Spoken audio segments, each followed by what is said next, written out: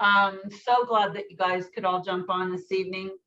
We'd love to have been able to meet in person. I know some of us are especially disappointed, but and some of you weren't going to meet in person anyway. But I'm really glad that everybody was flexible to be able to jump on a Zoom call. I know we're just beyond weary of meeting on Zoom, but it is good to see everybody's face and in some ways this is kind of even a little bit more interactive because you can actually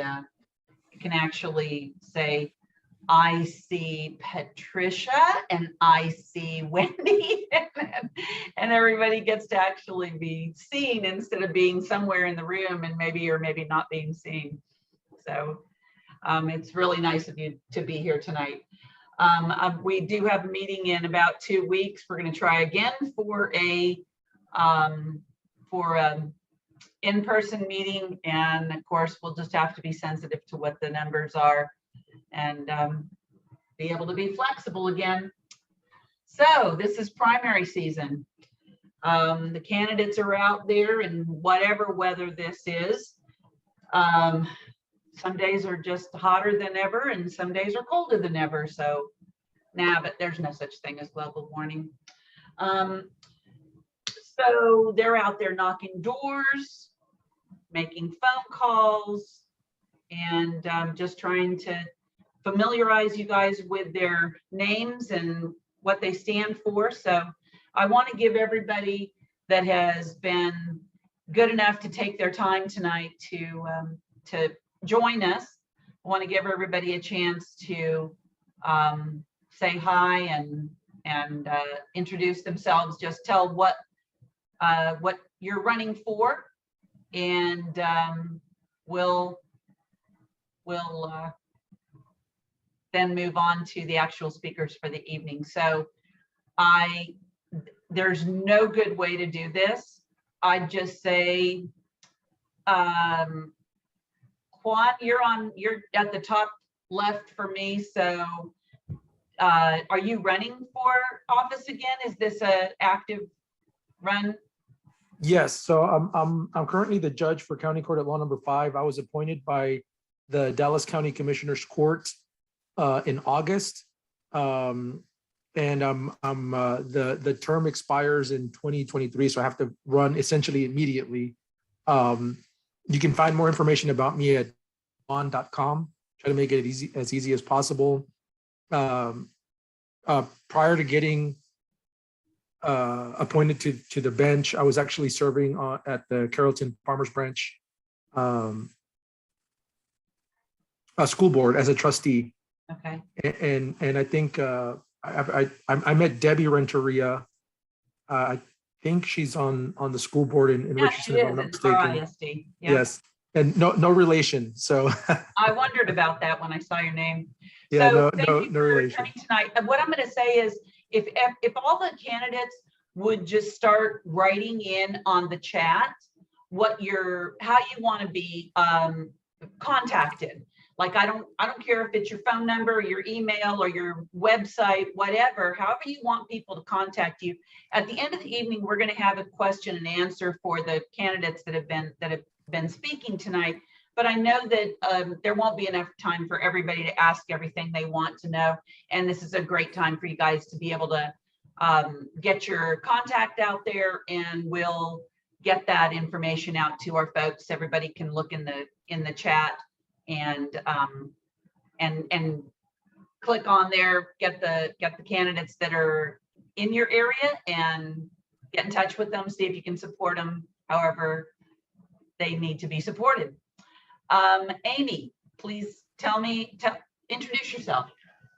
Hi, I'm Amy Thompson-Hollins. Good to have you on Zoom tonight, and I'm glad y'all did not cancel the event, but go to the virtual platform.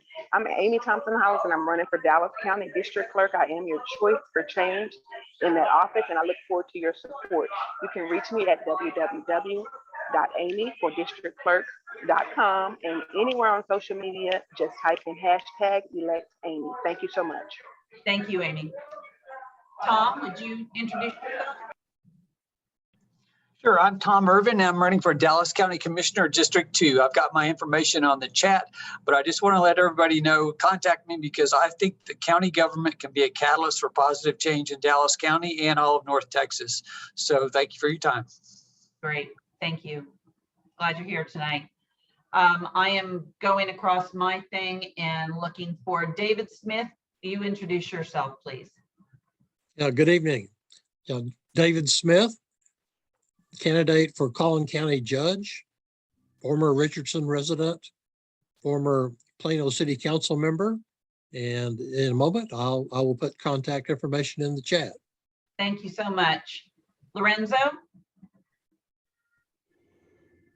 Hello, everybody. My name is Lorenzo Sanchez. I'm a candidate for Texas House District 70. That's in Collin County. Tiny bit of Richardson, all of Dallas and Collin County, a big chunk of Plano, and a little bit of Allen. Thank you. I'll put my information in the chat. Great. Mike Rollins. Hey, everybody. Just quick candidate announcement, but also a little bit of party business, if I might. No, I tonight, we're just introducing, please. Yeah, okay. Well, I got to leave early, so I'll put the other info in the chat if I could. That'd be I great. am running for re-election. Having a couple of, Zoom town halls starting a week from tonight. If you want to know about more of my vision for the party and the county, then please join me on Zoom and sign up on my Facebook page. Thanks. Great. Thank you, Mike. Let me see. I'm looking through here again. Nick. Thank you. Frederick Nick Nickens. I'm the current vice chair of CCDP, and I'm ready to be your next chair of the Collin County Democratic Party. I've put my info in the chat, and I hope we'll hear from you and talk to you all soon. Thank you. Great. Thank you for coming tonight, Nick. Alexander. Sorry, trying to find a mute button. Okay. I'm Alex Cornwallis, running for the State Board of Education District 12. And District 12 is a huge area with 12 counties in there. Collin County is the major, the entire Collin County, some part of Dallas and Denton, and then 9 other counties in there. So I'm running because I am worried about the attack on our education system. And if you are worried about the attack on our education system, on our teachers, on our history, on our science and technology, then please contact me and I will have my information posted again. Thank you so much. Alex Cornwallis. Thank you so much for coming tonight, Alex. Mihaela. Hey, everybody. My name is Mihaela Plisa. I'm running for the newly drawn district in Collin County, House District 70. I've been living in the district for about 10 years, and for the last 5, I've been working as a legislative director down in Austin, passing progressive legislation. And now that I have experience and a record to run on, I'm running to be your next state rep in House District 70. So I put my information in the chat. PlisaForTexas.com is the website. Thanks. Great. Thank you so much for coming, Mihaela. Judge Nancy Mulder, are you running for that? Are you actively campaigning? I'm sorry. Yes, I am. Hello, my name is Nancy Mulder. I'm currently a judge of a misdemeanor court in Dallas County. Sorry, I just literally got dinner on the table for my 15-year-old. Yes, and I am running for an open felony bench in the criminal courts, Criminal District Court 5.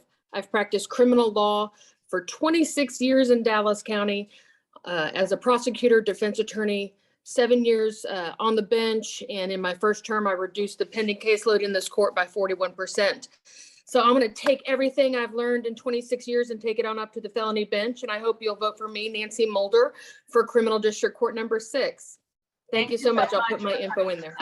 Thank you. Thank you. Your information in the chat, if you would, Nancy. I will. I'll do it right now. Thank you. Sorry, I'm a hot mess. Okay. No, you're great. Have I missed any of the candidates that are not speaking tonight? Is there anybody on? Oh, Nicole, please. Hi, thank you. My name is Nicole Taylor, and I'm a candidate for judge for Dallas County Court of Law number 5. It's an open bench, and I'm hoping that I can earn your support. I did put my information in the chat, Nicole Taylor for judge. It's glad to be here. Thank you. Thank you for coming, Nicole. And Irvin, I saw the hand up a second ago, sorry. Yes, no problem. Thank you so much. This is Irvin Barrett. I am candidate for Collin County JP3, Justice of the Peace 3. Glad to be here tonight. Thank you so much. Thank you for coming. Thank you all. Appreciate it. Am I missing anybody? Is there anybody I have not gotten to introduce yet? All right, well, then that brings us to the feature of the evening. This evening, we're going to hear from 4 candidates, 2 from Dallas County and 2 from Collin County. Each candidate will be given 10 minutes to introduce themselves, and then after everyone has spoken, we'll present your questions in a Q&A. So please write your questions into the comments section, and our team will be monitoring them and will give us a list of questions from people. I think a few people got kind of kicked off and now they're getting back on here. So yes, what I'm saying is we're going to start the program now. And if you would please, if you have any questions for the candidates that are speaking tonight, if you'll write those questions into the chat, and my team will be monitoring the questions and sending them to me off of the chat. Don't send them to me on the chat, guys. I can't look at the chat and this too. So we'll go ahead and get started. Making sure that I'm not forgetting anything. Okay, first thing I'm going to do is try and share my screen. And I should have tried this out before, but here we go. What I want to do, as you all know, is we have been gerrymandered into the most ridiculous new districts, and we're just going to have to deal with it for now. There is I wanted to put this in the chat too. I want you guys to look at this in case you do not know where you are, who your representatives or candidates are. I am writing in right now in the chat a link to the Texas Tribune where you can find your newly redistricted map, and several of your candidates will be on there. If you'll click on that, it'll go to your screen and you can take a look at that either later or now, whatever. So in case you don't know who your representatives are, it'd be nice to get it started with this. I'm going to put up a map that, well, let me see. I'm going to try this, you guys. I'm sorry. I should have been more on this. So what we're going to do is share the screen. And I'm going to share this screen and share. Is it up for you? Yes. Oh, yes. Awesome. I can't see it. Okay. So this is our previous district. The first person that we're going to hear from tonight is Elva. She's running for District 112. And as you can see on the screen, it used to be District 102. And now it is District 112. 112 has been so redrawn that the incumbent, I won't mention her name, is not got any kind of an advantage really, because the Texas Tribune, as you can see right here, is putting it at 49.4 to 48.9. That's too close to call. So Elva has every ability to win this race. So I'm going to take that off now. Stop share. I hope that was helpful. Was that helpful? I'll go on and talk about her. You may remember Elva from her run for Dallas City Council last year. She was running for District 12. She's a graduate of Texas A&M, as well as having gotten her master's at the University of Texas at Dallas. Maybe that's what brought her to Richardson.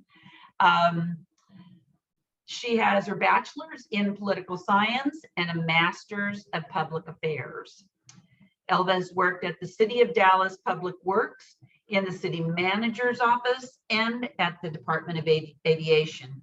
She's well-versed in public service. She's also fluent in Spanish. And all this is to say that she is highly qualified, and we are proud to have her here to speak to us tonight. Welcome, Elva. Hi, everyone. Sorry to say that we're seeing each other like this again. I would rather meet in person and, get that rapport from the crowd, but it's so great, as Lorenzo said, that you did not cancel. I'm very grateful to be here and chat with you guys. My name is Elva Curl. I'm running for House District 112. When I talk to people or I attend events, a lot of people ask me, 2 questions. Tell me about yourself and tell me why you're running. I will answer those questions, but first I'll tell you where I ended up. As Ginny mentioned, I'm the first person in my family to go to college. I'm the first person in my family to get a master's degree, which helped me get started in my career in public service. But in the beginning, in 1985, when I started kindergarten at J.O. Schultz Elementary, I did not know a single word of English. Public schools have made me what I am today. I was able to benefit from so many great programs and all the funding that the government used to put in public schools to get caught up, and I want to make sure that those programs are protected and expanded. We need to make sure that every student has access to a great public school education, regardless of where they live and regardless of where their starting point is. My dad was a bricklayer during that time when I was in elementary school. And after the real estate crash, all the construction work dried up. There was no work to be found in Texas. He moved to North Carolina while we stayed in Irving and was there for a year. Then we all met up in Maryland. So we lived in Maryland for a couple of years. And then we moved to Virginia for a couple of years. And then we moved to Mexico with my dad's family for a couple of years. And then we ended up back in Irving. I attended 7 elementary schools. And I know that it's not just the programs that helped me get through this part of my life, it was the teachers. Without the teachers' help, I would not have been able to get ahead in life. They lifted me up when I was down. They gave me, a shoulder to cry on as a child. And, every time that I would go to a different school, I'd have to start over and make new friends, which was very difficult for anyone. Without teachers, I would not have been able to reach my potential. And today, as you all know, teachers and administrators are under attack. The Texas legislature, most of them there do not have their back. They, I feel like they're doing the best that they can under these extenuating circumstances with COVID and with the attacks against the curriculum. But the legislature has been making things harder for our teachers. Both of my children attend Richardson ISD. And as we all know, we just went through an approved big bond program. And I've just always wondered, why do we place such a high value on buildings and technology, but not the teachers? They seem to be an afterthought. Without the teachers, obviously our children will not be able to learn, they'd not be able to get ahead, and they are our future. That is why one of the main reasons I'm running, to protect our future, to protect our rights. Again, without protecting our democracy, as we know, we are on our own in Texas. The Supreme Court has said it very clearly. The Senate has said it very clearly. We need to make sure that we work extra hard to flip as many seats as we can so we can send some Democrats down to Austin and we can rescind all these terrible laws that they've passed in this past year. So that is why I'm here. I'm asking for your help to help elect me, help flip 112, because I really feel that we can do this.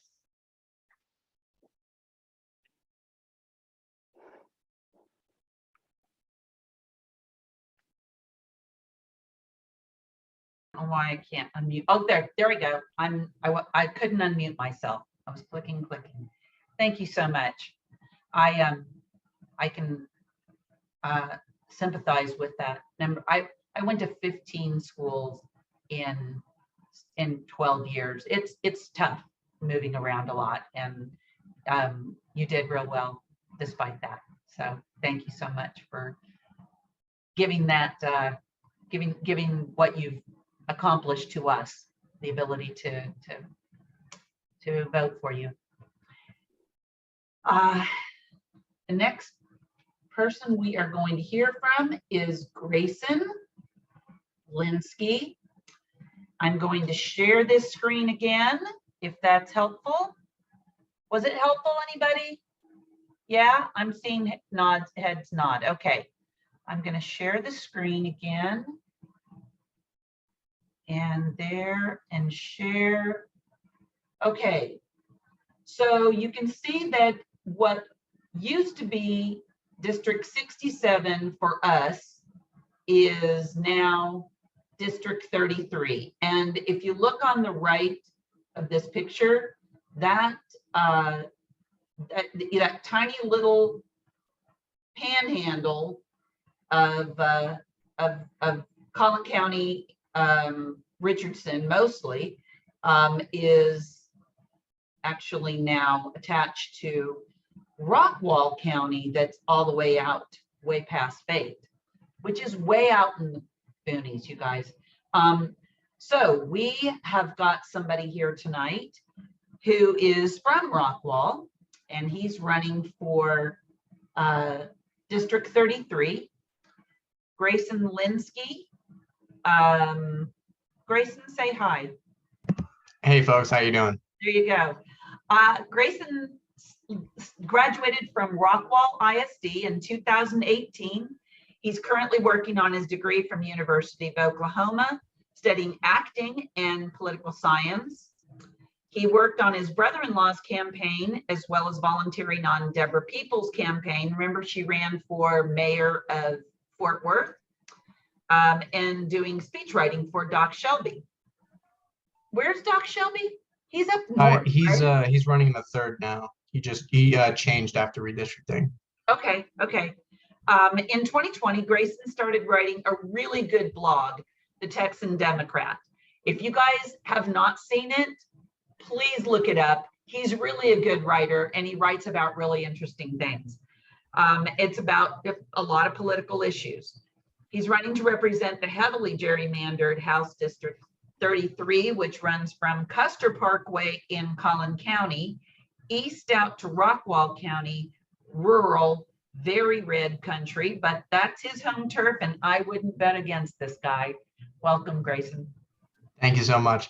Like you said, my name is Graeson Lynskey. I'm running in HD 33. There's a lot of reasons that I got into this race. There's a lot of things that I really want to talk about, but the first thing that I want to bring up is sort of what guides me through politics in general. And that's a sense of community that I really learned from growing up here in DFW. My dad owned a small business in Saxe when I was a kid, and I grew up in Rockwall. I grew up doing actually youth theater in McKinney. So I've been deep in this area for a long time.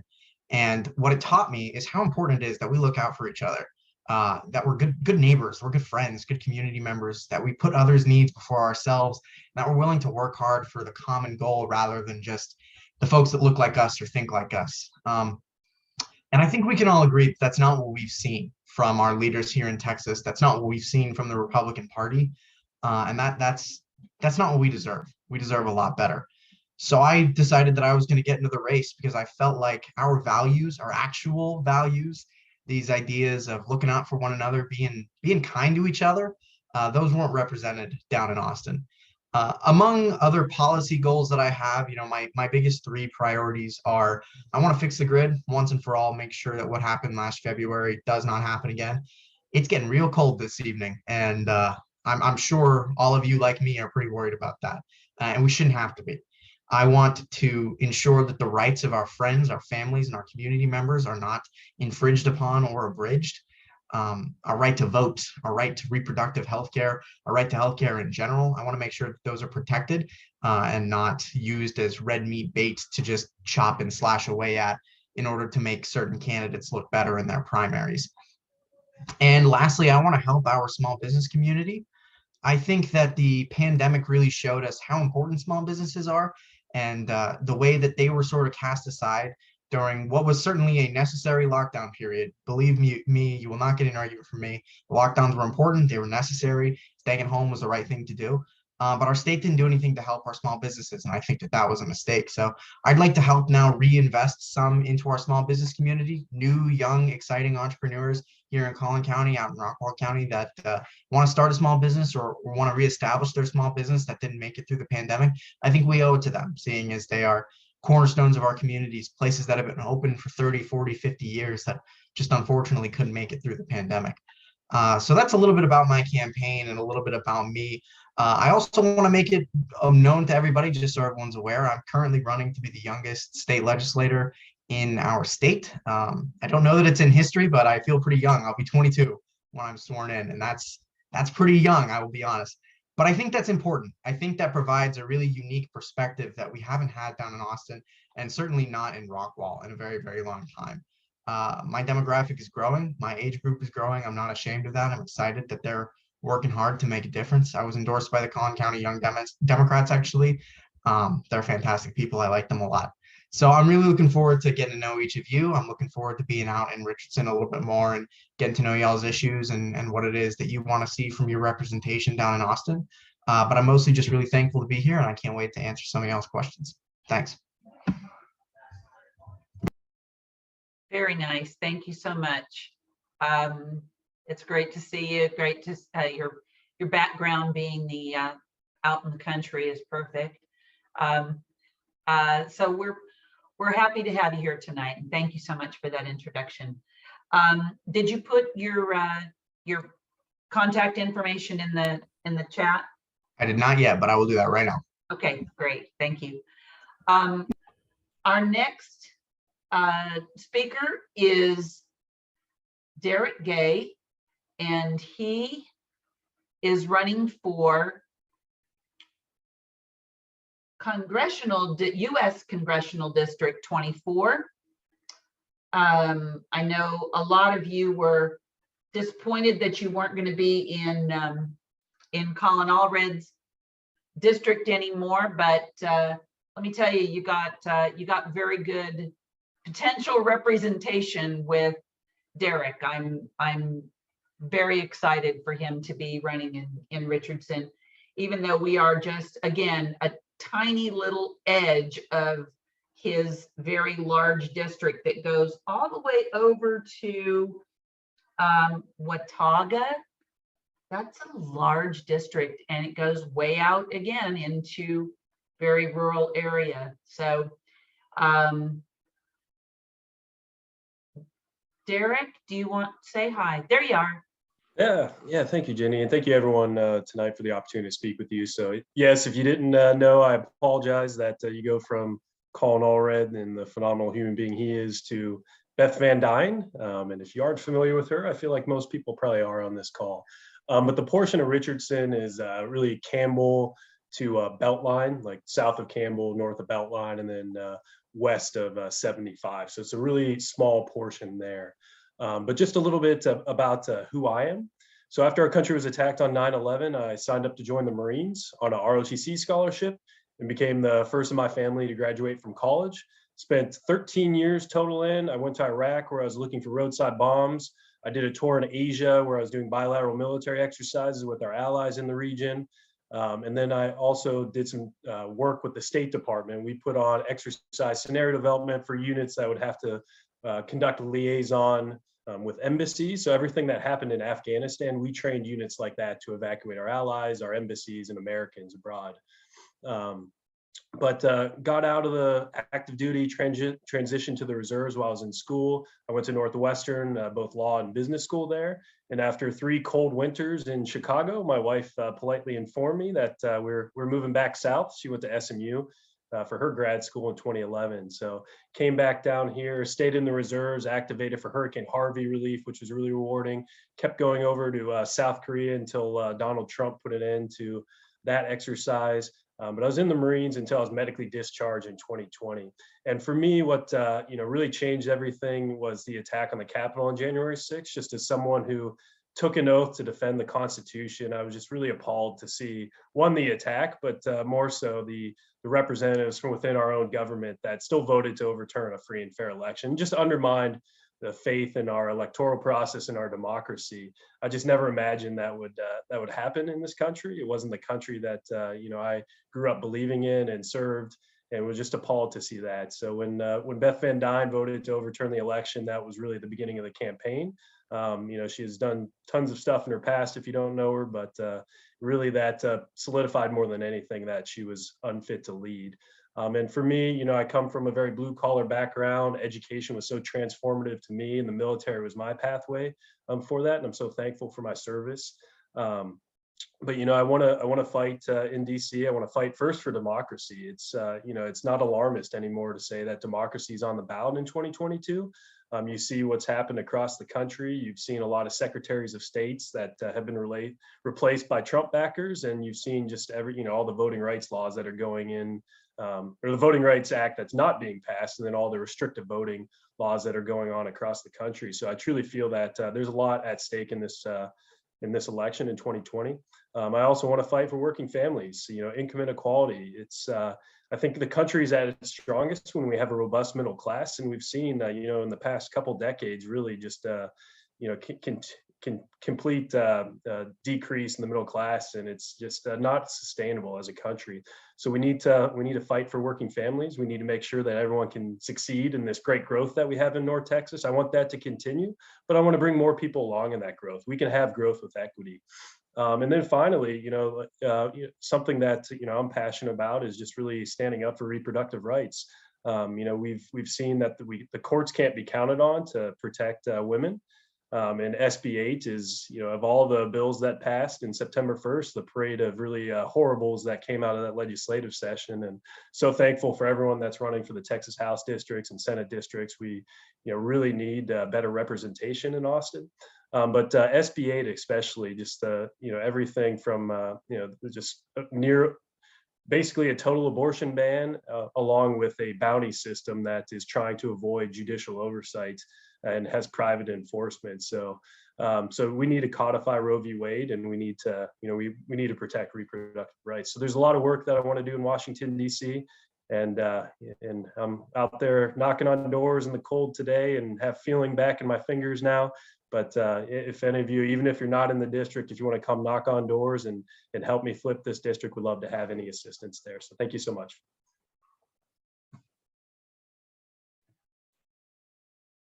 Well, I had a little thing that I wrote up to be able to introduce you, Derrik, but sorry, I said your name and you jumped in, and so you introduced yourself. Sorry. No, that's perfect. That's fine. I'm really happy that you're here tonight. Thank you so much for jumping into this race and for giving us the honor of being with us tonight. Of course, it's a pleasure to be here. Our next speaker is Josh Murray, and I don't have a slide for Josh because he is running for Collin County Judge. You may remember, Josh, say hi. Hey, Jenny. Hey, Richardson, Democrats. Everybody doing all right? Yeah, let me introduce you. I do have things to say about you. Let's go. You may remember, and you may have seen news articles about Josh having been arrested and removed from the commissioner's court. He's been showing up there regularly to hold their feet to the fire. And this is a commissioner's court that's out of control. I'm in Collin County.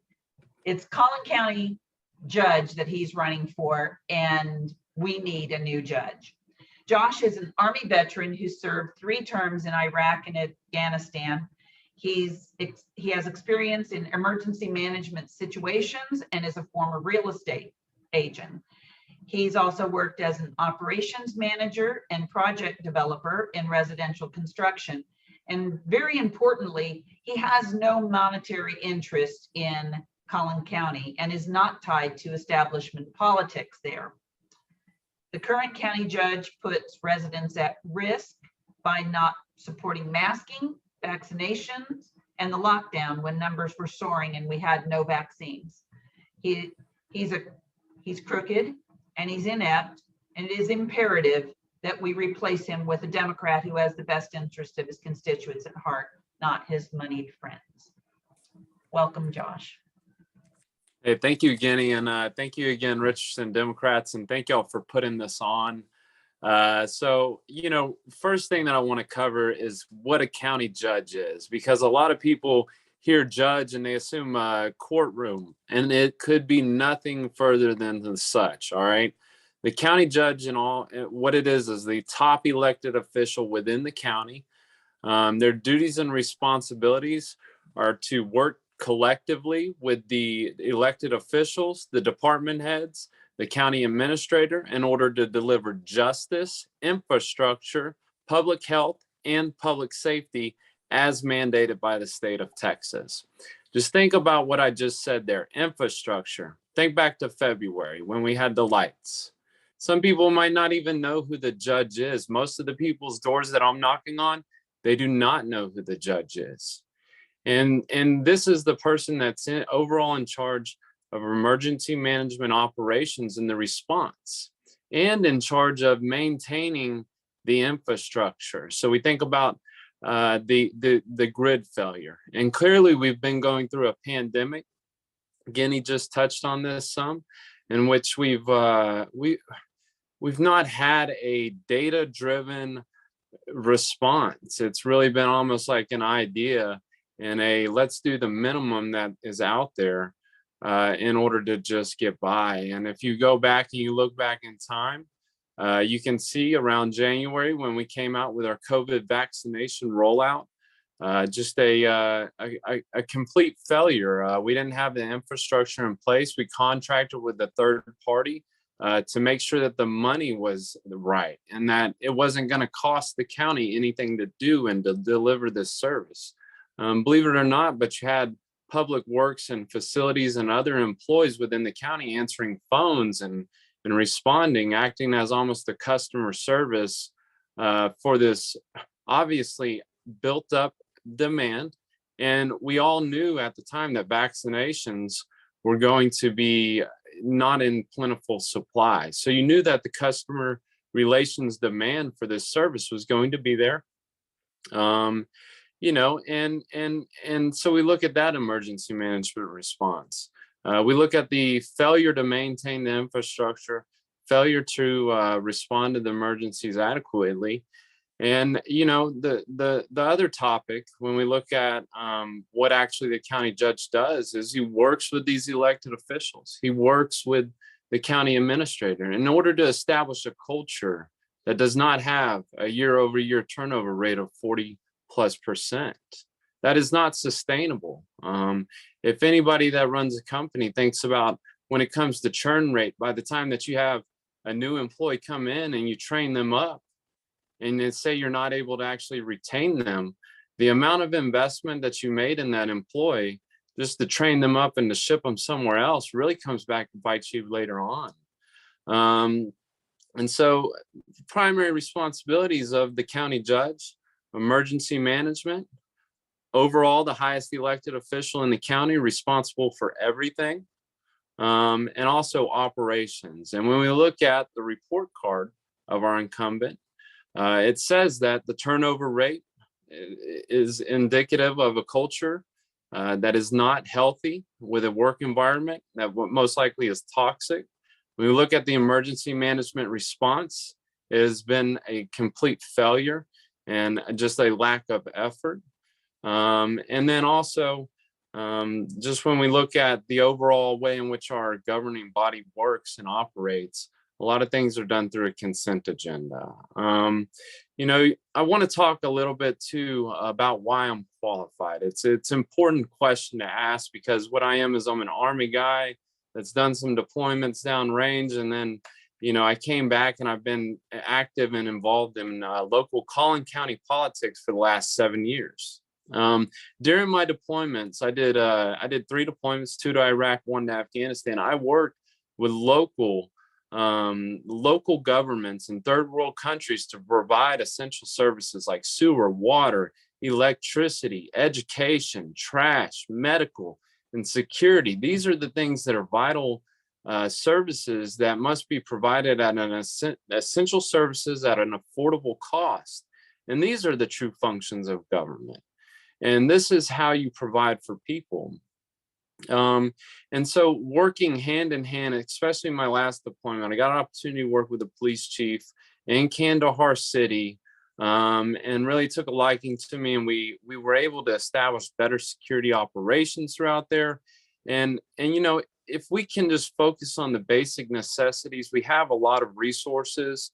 There's no reason that we should not be able to provide adequate health, adequate justice when we look at the failures of the jail. And that we shouldn't be able to also provide adequate infrastructure, whether it be our county roads or it be the electrical failures of the grid. And so, you know, whenever I got out of the military, I gotten involved in local politics pretty quickly, within 6 months of being out of the military, for reasons in which Mr. Gay, which if you're in his district, please go vote for him. In which he just kind of spoke about, really passionate about serving my country, about serving people. And when I went to a council meeting and I saw what was transpiring, I saw a mayor that was really operating as a strong mayor form of government within a home rule city. All right. And you've got 2 cities here in Collin County. We've got a home rule. I've got 10 minutes. Is that right, Guinea? Am I good? Okay, all right. I just want to make sure, but we've got 2 different types of cities, home rule cities, and then we've got your general type A law municipalities. Usually it's a threshold, it's 5,000 and below. Once you cross 5,000, you can sign up and become a home rule. All right. The easy way to remember it is that you have home rule, that is like your urban environment. So you've got McKinney, Frisco, Allen, the top 4 that fall into this category. Our more rural cities are type A general law municipalities. And so what I did is I got involved within the city of Lavon when we had right around 3,000 residents, type A general law municipality. I went to the council meeting, I observed what was occurring. They were speaking about how much money they could take out and what the maximum amount it was, and it just didn't sit right with me. And so I got involved. And what I did is I started attending every meeting and I started speaking at every meeting. And I focused in on the topics that were true at hand, that there was no operations going on within the government.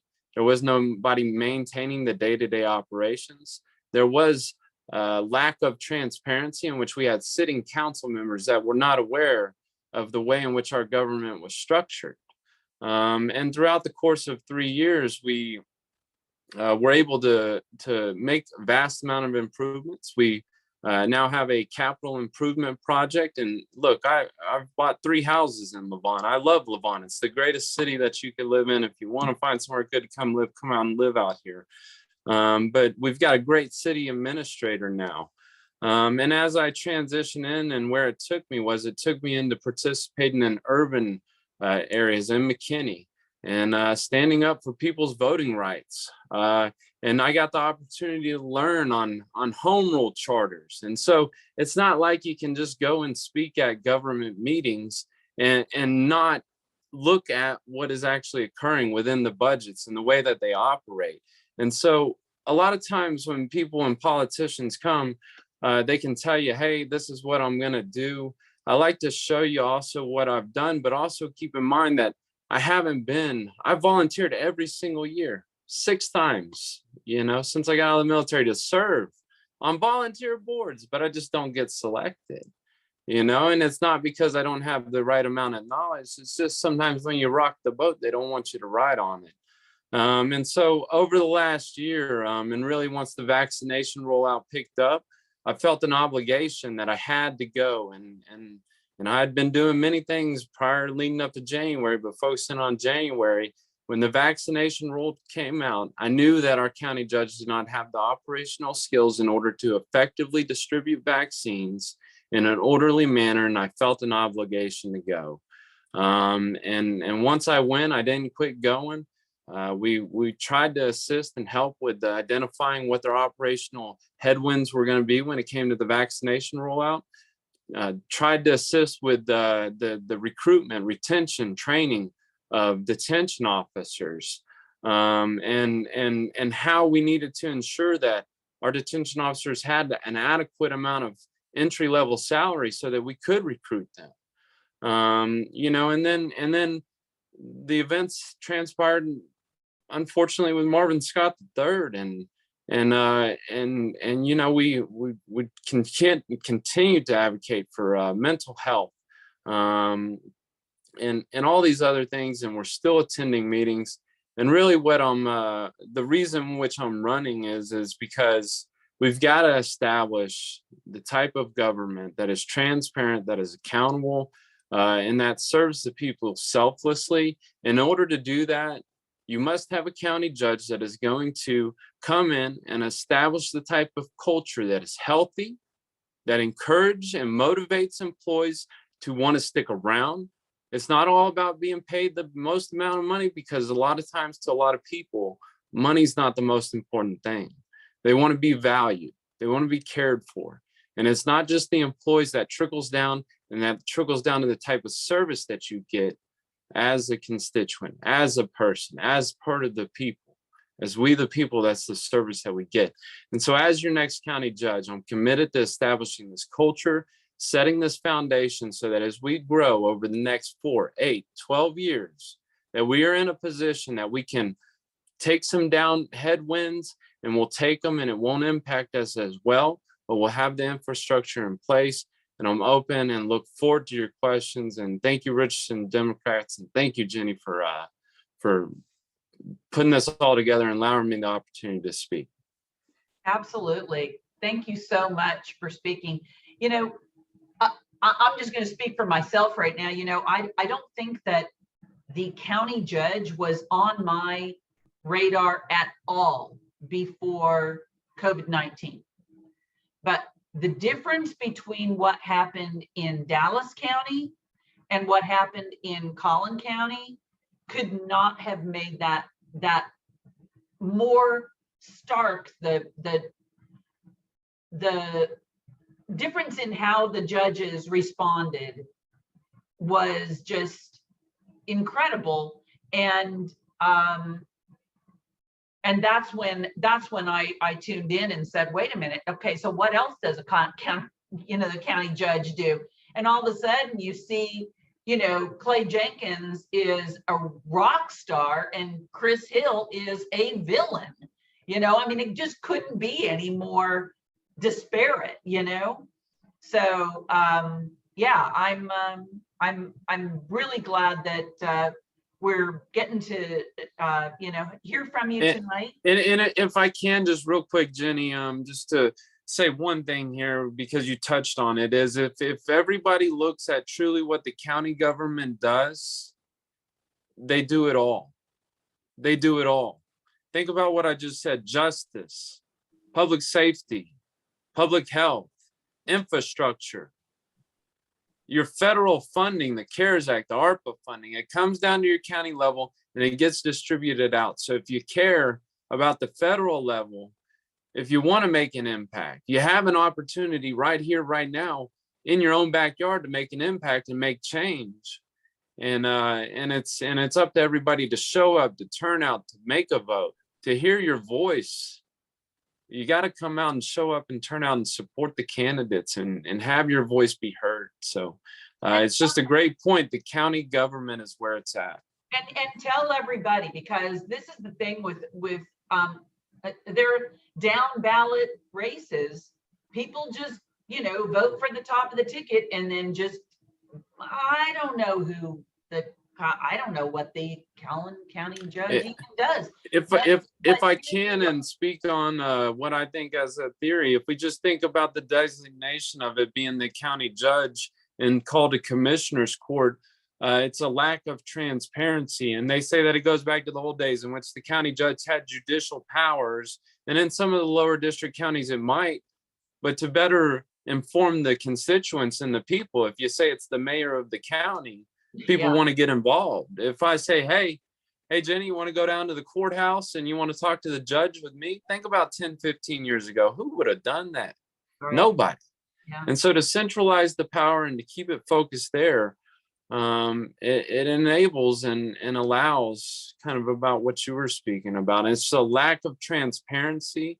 And it goes down to it being at the bottom of the ballot. It holds so much power, y'all. Think about everything that I just said. All the money, all of it. It's at the bottom for a reason. You got to start from the bottom and work your way to the top, because you'll be motivated to make it to the top so you can vote for future Governor Beto, right? Exactly. I mean, you know, so start from the bottom, work your way to the top. That way you're motivated the whole way. Right. Well, hey, so we're going to turn it over to questions now. And I don't know if anybody has written any questions in the chat, but I do have a question from Frank, who wants, his name is Frank Cooney. He wants to know, do you have any plans, Josh, to create a public hospital for Collin County? So this is a question that comes up a lot, and we've got to understand where we are as a county within our growth rate and also what we can support. And I think that it's important that we have a plan in place for a county hospital when we get there. But we are not there right now. And what we need is we need to make efficient, effective use of the current services in which we have. What we have right now is we have LifePath, which is a contracted and provides a lot of the healthcare services throughout the county. And then we also work with nonprofit organizations and a lot. We need to have collaboration with our larger county to the south, Dallas, in which we're working with the county to make sure that, you know, that we're assisting them. So what we need in regards to the county hospital right now is a plan for the future to establish one. We need to work with our larger county to the south to ensure that we're not just laying it all onto them. We got to have collaboration. We got to understand what is the actual number of county residents that are coming down there. We've got to evaluate the numbers to better understand this. But my administration is first committed to making sure that LifePath and the current providers that we have the resources that they need and that they're doing the job that they're supposed to do too, because we're not just going to pay them to not do the job effectively. And once we've established all that, we have the plan for the hospital, we were working with the county government, it'll give us better clarity on it. But I think that we're in a position that we can deliver the services now with what we have, if we utilize it in an efficient and effective manner, and we can plan accordingly and work collaboratively with Dallas County to ensure that we're not overriding their, or, you know, utilizing their resources and not doing our part. So does that answer your question? I think Frank did say yes. But Tom had a follow-up question on that. Tom, what was your question? Well, I think he somewhat answered it. You know, my follow-up question is, will you be willing to work with Dallas County on some kind of compensation for the care that we provide for Collin County residents? You know, part of what I'm going to be trying to do as a Dallas County Commissioner is expand our public healthcare services to the zip codes that right now have actually a 10-year less life expectancy than most of the residents in Dallas County. So even though we've done a really great job in combating COVID, that statistic was pre-COVID, and we need to do better so that we're ready for the next virus that comes through 2 or 3 years from now. And so I'm hoping we can start with a relationship that would, you know, provide Parkland with some compensation and hopefully expand our resources together to make sure that Collin County has a fully functioning county hospital. And some and it's great points there, Tom. And you know, it starts really at the top whenever we think about the collaboration between the county judge and the top elected officials within those counties, to be able to collaborate, to work together, to look at the data, analyze everything.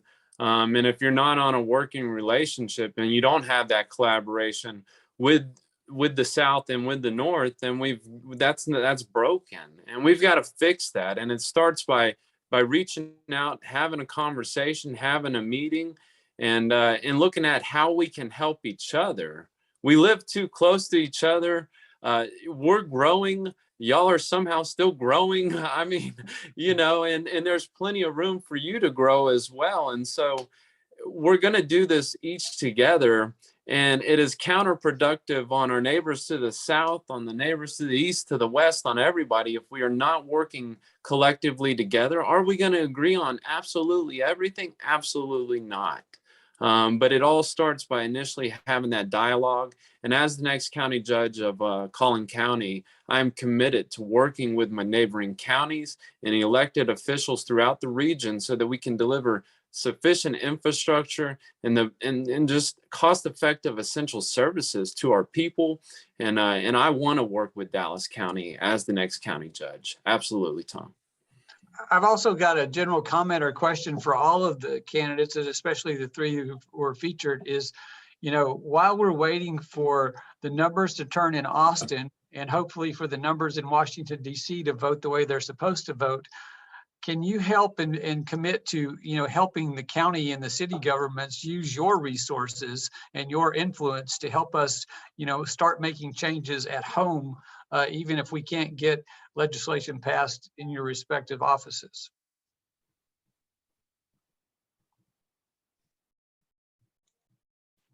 Yeah, I can jump in real quick there, Tom. I mean, absolutely. I mean, as everything that Joshua said and that we've been talking about, the state and local level, so much really happens there.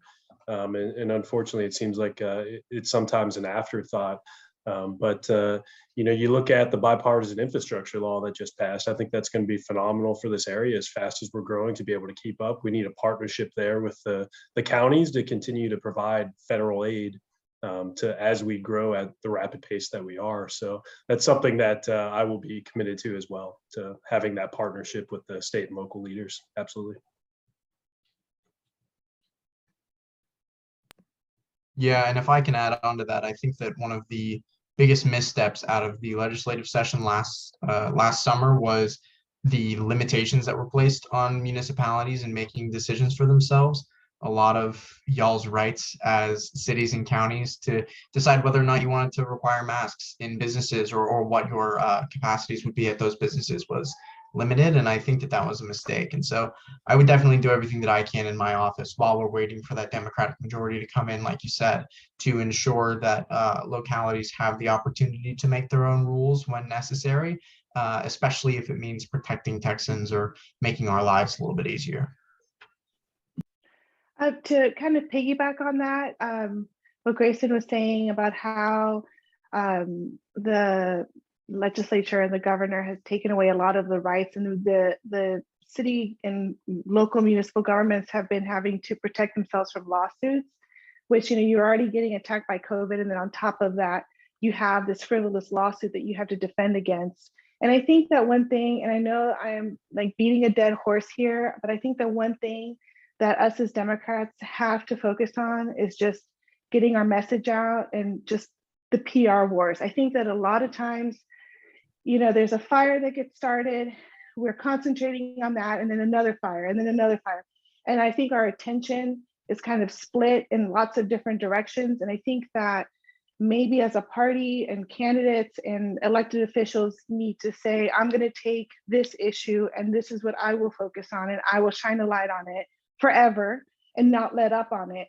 And other members of the House and the Senate should do the same. And I think that if we all work together and maybe have like an umbrella PR strategy or policy, I think that that would really help to keep some of these things in the forefront so that we won't forget about it. I mean, think about what happened last week, and then some other atrocity is happening this week. And then it just kind of, you know, like when I think about the kids in foster care, you know, and there's just so many horrible things that are happening in foster care.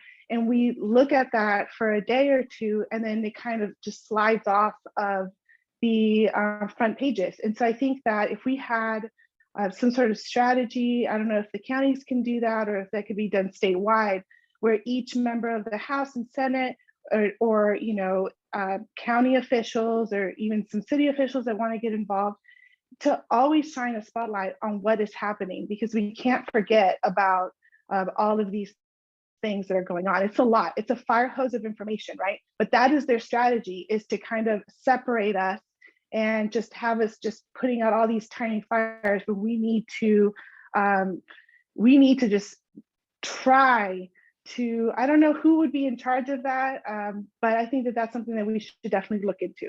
No, you're 100% right, Elva. That's been something that's been on my mind so much, is that we are in a constant reaction to attacks, and so we're, you know, our focus changes with the 24-hour news cycle. It's the media, but you know, I really think that the former guy really took a hold. You know, I hate to say anything positive about him, but he does know how to control the media, and he started that, and we have done nothing but respond since he took the stage back in 2016, to be honest.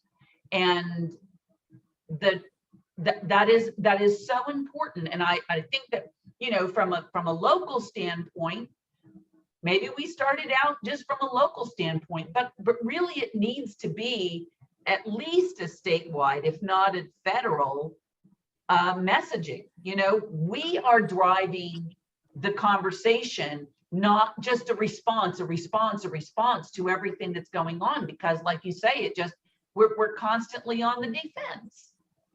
If I can just say too, is this is something that should be inherent of your county elected officials, to lobby and to speak with your state representatives and your state governments and your regional elected leaders, to let them know what are the issues important at hand for the residents of your county.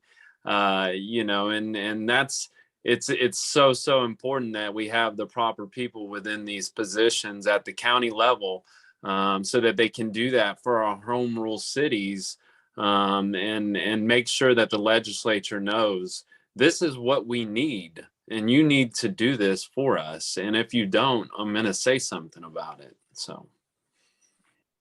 Hey, is it okay if I chime in real quick? Is that allowed? Go ahead. We'll pretend that you're asking a question, Mihaela. Yeah, so as someone who spent a little time at the legislature, I've done 3 legislative sessions and 4 special sessions. I can kind of tell you guys that legislation doesn't happen in a vacuum, right? We had a candidate that was talking about foster care. I've actually worked on foster care issues. Last session, we passed a bill to make our foster care system more trauma-informed care, requiring our attorney ad litem that represent children in foster care, that they should be aware of how we're re-traumatizing children within the system, right? And the problem is that this legislative session goes by like that. 140 days every 2 years. There is not enough time for people to really craft their campaign talking points into policy and then get it on the governor's desk. That foster care bill that I just discussed took 3 legislative sessions to pass. And that wasn't even a bill, that was a bill that was brought to us by a representative that didn't make it back to session. It was his legacy bill. It was a Republican. And it was just that important to him to have that policy seen through. So the problem is that we have the talking points, but we need the numbers in the House and in the Senate in Austin to help bring those policy points to fruition. And that's why we look at our senior representatives and our incumbents with, you know, such grandeur, because we're like, they know what they're doing down there. And so I definitely agree that we should have like a robust, you know, concise message. The problem is we're already doing that in Austin. You know, the Texas House Democratic Caucus, they put out their, you know, their statements, and all the members sign on to it. And the problem is that policy takes a lot of time. Making the sausage down there is not easy. There's a lot of hands in it, and there's a lot of spices. And so we really need to elect the people that are not just passionate, but actually can get the job done, and aren't, because that's what's making our voters like sad, you know. We can't get anything done. No, you're right. I mean, it's disappointing and disillusioning, and I mean, that's connecting with what the process is and how it actually, how the what's that term, how the pizza get made or whatever. I can't remember what it's called.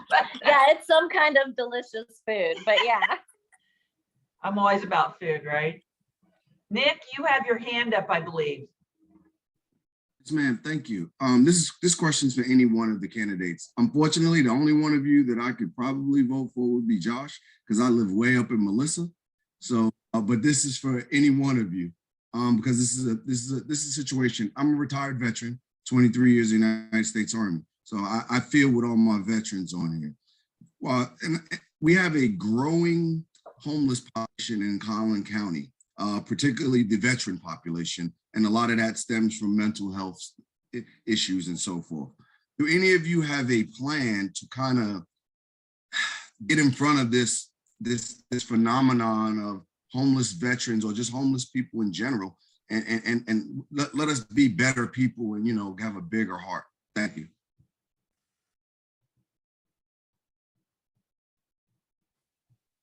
I can take it, but I've spoken a lot, so I want to give somebody else the opportunity to speak if they would like to take it.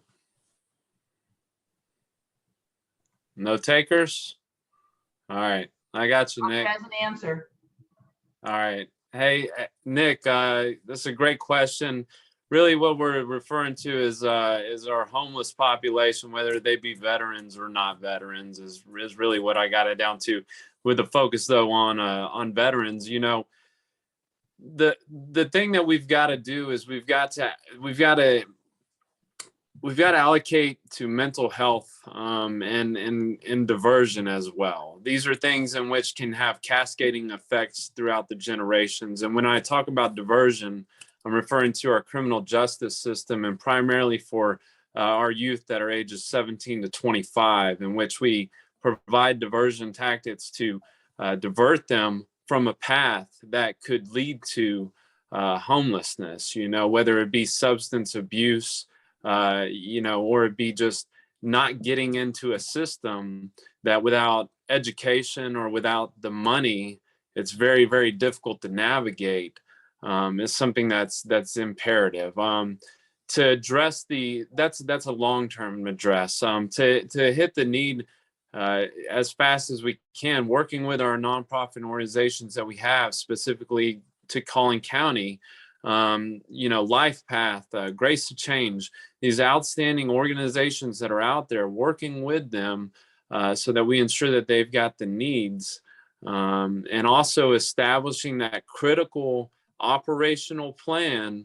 And you know what I'm talking about, Nick, an operational plan in order to operate the expansion of the jail to ensure that that expansion operates efficiently, but also that it's staffed by people that are properly qualified to provide mental health to people. And so all of these things within our justice system, within public health, these are things that can have a direct impact. And working with Habitat for Humanity so that we can have affordable housing, and working with our home rule and other partners to highlight the benefits of having multifamily homes within your community that help your workforce. We've got to get this information out there. So that's my response. And I think, one of the things at the federal level, well, I mean, first looking at the veteran community, the veterans on this call, and I'm sure a lot of you realize just the level of demand that has been placed on our armed forces with, a foreign policy that I think was flawed, just in never-ending wars that, over 20 plus years for Afghanistan. Just a heavy toll is paid, by our veterans and by their families as well. It's, they're in this as well. So that's been a huge issue in mental health and everything there. But when you talk about taking care of the troops, the average age of a veteran affairs hospital is 58 years. So that's something that I know Collin Allred's been fighting for, a new VA hospital in Garland, I believe. But we need to invest in that and make sure that we're taking care of our veterans when they transition out. And it's mental health is a huge component for why people are homeless. And, the other thing, as Joshua touched on too, is affordable housing. And at the state and county level, a big part of that could be zoning as well. Something that excuse me, that Beth Van Dyne, my opponent, brought up is really, she's very much a fear-mongering politician, but she's like, Joe Biden is trying to destroy the suburbs. You're the enemy, with your white picket fence and big backyard, right? And what that was getting to, that gaslighting and everything behind that, like, oh, like if we allow this less restrictive zoning, because that was a federal program to encourage, counties and municipalities to have affordable, allow multi-tenant housing and things like that within the county. So that's a huge component of it. If people can't afford to pay for their housing, it's been a rising cost. And as anyone who gets a property tax bill knows, the burden that our property tax system has on that process as well, even with the homestead exemption. But we continue to see the rising costs there, and we're dealing with a pandemic where you have, a lot of our frontline workers were the first to be laid off. They have their health care tied to their jobs, right? And now they're put in some tough situations. They can get another job, be exposed to the virus, and the risk there, or maybe they can't find another job. So it's just been such a devastating impact, especially in the pandemic, that's really exasperated, I think, a lot of problems that have been there, the income inequality that we talked about. But people are hurting right now. We need to understand that, I've been very fortunate as an attorney to work remotely throughout the pandemic when I was able to, but a lot of people don't have that option. So it's a very complex problem, and I agree everything that was said there. But we need to do better. We need to make sure that people have a path line to affordable housing, they have mental health care, and we invest more in our veteran hospitals and make sure that people are getting the care after 20 years of war. To kind of piggyback on what Derrik said about, creating these programs to help people, I feel like the Texas legislature, and we saw it in this last session, that they are more concerned with creating punishments for homelessness. The very punitive measures to stop homelessness. Like if you make something illegal, it'll just automatically disappear. And I think that most logical people know that that's not the case. You can just say, we're not going to have this homelessness anymore. And like that, it's not going to completely make it disappear. So I think that having legislators in the House and the Senate that are more interested in creating programs and truly trying to get to the root of homelessness and trying to help people come out of homelessness, it would be, we'd probably get to the root of it, and we can do a better job instead of just trying to make it illegal and hoping that it'll disappear and just brush it under the rug like they've been trying to do. I agree, Elva. There's got to be a better way. We've still got like 38 minutes left of our meeting here, so we have plenty of time for conversation. We have some questions. Let me see. Lorenzo says, elect new representatives who want to show these issues and hold them accountable. Lorenzo, you want to talk about that a little bit? Oh, that was just my solution to what Frederick was asking. I'm saying elect new representatives who want to solve these issues and hold them accountable once we elect them, to make sure that they actually want to do it. You know, there's a lot of people out there that want to solve these issues and want to go and put in the work to try to move our communities forward. And we need to make sure that we're electing those people and then holding them accountable once they're in office to actually solve these and provide solutions to some of these very difficult problems that we know we need to address. Yeah. Frank is saying, Elva and Derek, what is your stance on removing marijuana from Class 1?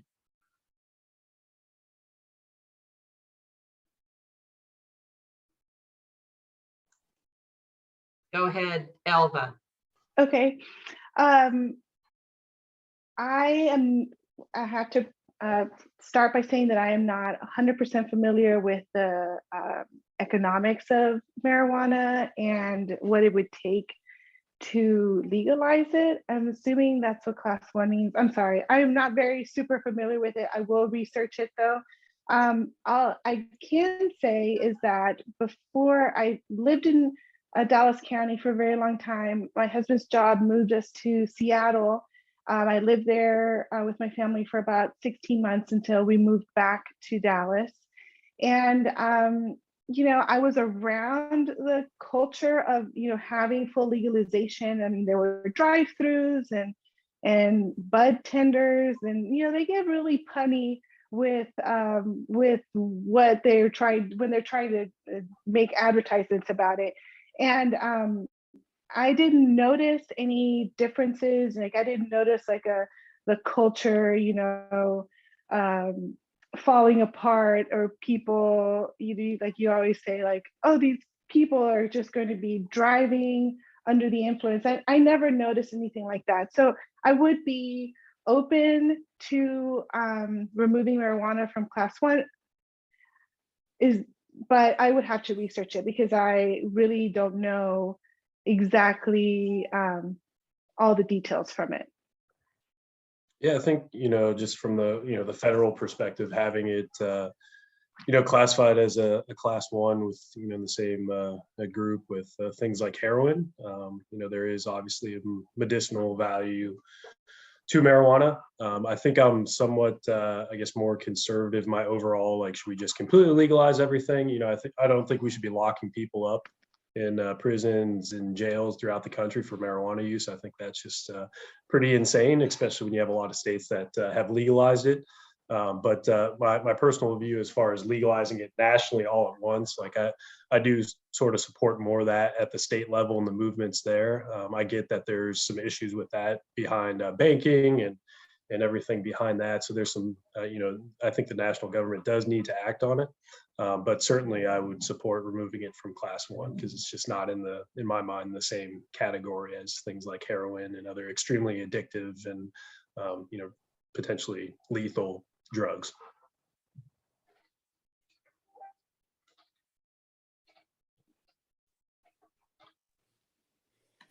Good evening. This is Nancy Mulder, judge in a misdemeanor court here in Dallas County. Back in 2017, I created the cite and release program under the current Texas law, where a person committing Class B misdemeanors, driving with a suspended license, possession of marijuana of less than an ounce, could simply be cited at the scene and then come to court at a later date. That way they don't have to go to jail, post a bond, their car isn't getting towed. CPS isn't getting called if, they have kids in their car or something. So that program was, it took a lot of arguing with DPD to get it put into effect, but it actually was really effective. Now that our current DA in Dallas County is not accepting low level of marijuana cases, as long as individuals are not committing any other, offense, that has made my program really dry up, but I'm glad that people still can be cited and released at the scene. So I think, at least in the major cities in Texas, we are headed that way. I do think that it would be very lucrative for Texas, and that is something we need as long as our officials are going to be turning down Medicaid money and things like that. I think we could use the boost for our economy for sure. Can I speak just on the local level and marijuana? Please, yeah. Okay, awesome. So, I think it's important that when we look at the staffing levels and the current operations within our county jail, once elected as county judge, it will be a priority to work with our current sheriff, Sheriff Skinner, to establish and determine what is appropriate for, our interlocal agreements and, working with our municipalities throughout the county to establish what are appropriate, offenses in which we are going to accept prisoners or, people into our jail, while they're awaiting a trial or to wait to see the magistrate, because we cannot be, with our current staffing levels, with the expansion and construction that'll be coming with the expansion, with our growth in population, we cannot afford to have low risk offenders sitting in our jails, taking up resources that we need for high risk offenders. And so from a county level, I can work directly with Sheriff Skinner, work with the local home rule and type A general law municipalities to establish what are the appropriate offenses in which we need to utilize our resources for, and really just want to work with the sheriff so that we can look at what is needed and what is our best utilization of the resources that the sheriff receives from the county. Can I make one more comment, Miss Jenny? Yeah, sure. Okay, so when I started this is Judge Mulder, by the way. When I started the program in 2017, the statistics are really a snapshot into policing, at least in Dallas. In order to be cited and released for just possessing marijuana, a low level amount, less, than an ounce, then you can't be committing any other crime. Okay, so the numbers in my program that show who the police are making contact with, 91% of the people who were cited and released were people of color, African American and Hispanic and Latino. 91%. So that means that the police are only making contact with people of color, and not, because I don't think white folks are smoking weed any less than Black or brown folks. Just the police purposefully make contact with people of color. And then, you see what I mean? So the only answer I get from DPD about that statistic is, well, we go where the crime is. Which I'm like, yes, but when your police are not answering calls, they're targeting people of color because they are still in the same poorer neighborhoods where they are predominantly of color in Dallas, and that's not okay. We've got to fix policing as well. Yeah. Nick, you have your hand up. I put it in the chat. It's kind of long. I can just sum it up. So here's the question. I'm an educator. I teach high school. And as the school board meetings get crazier, it's alarming educators that the number of superintendents that are stepping down and at the rate that they're stepping down in our area. And as school boards meetings get crazier, we're going to start to get the crazies on the school board, and the common sense people are just going to walk away. So unfortunately, educators are going to have to rely on the legislators to have our back. Do any of you have a plan or something in mind to be ready for that phenomenon if it should happen? Thank you.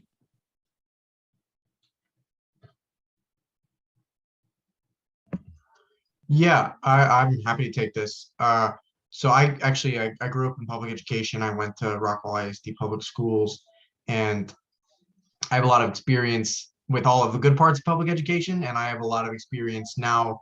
We had a pretty crazy school board election in Rockwell in the last cycle, and it really showed me just how bad all of this is really starting to get. And I anticipate that that's going to be a big problem in the next legislative session. And I think that the number one thing that the state legislature needs to do is understand that the people who best know how to educate children are not governors or politicians, they are teachers.